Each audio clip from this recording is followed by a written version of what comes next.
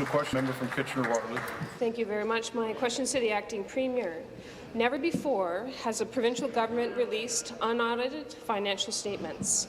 What's more astonishing is that several sections from these statements were missing, such as the financial statements from the WSIB, the Ontario Clean Water Agency, the OEFC, and the former Hydro One Brampton.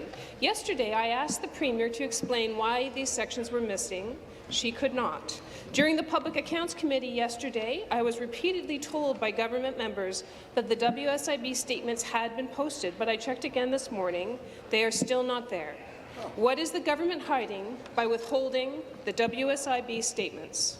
Thank you. President of the Treasury Board. President of the Thank you very Treasury much. And I do want to assure the member opposite that the WSIB economic statement for 2016 is available online, as is the 2016 sufficiency plan update. All of the material related to the WSIB will in fact be included when we are able to table the public account. So I do want to assure the House of that.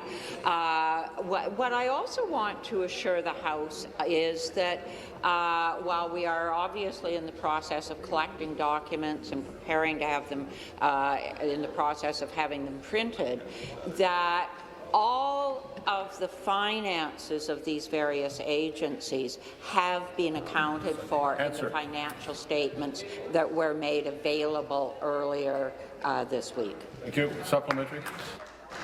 It is my understanding, Mr. Speaker, that the chair of the WSIB signed off on the financial statements weeks ago, but they are still not posted. The statements are complete. The government refuses to publish them. It refuses to explain why. There have been growing calls for an ombudsman investigation of the WSIB by injured workers who say that they were denied benefits that they are entitled to. I raised this yesterday at Public Accounts. There is great interest in the accountability of the WSIB to the public, and certainly from injured workers. Why is the Premier withholding the WSIB statements? Publish them now. Thank you. President of the Treasury Board, Minister of Labour. Thank you, Speaker, and thank you to the member for that question. The statements have been available online, Speaker, for quite some time.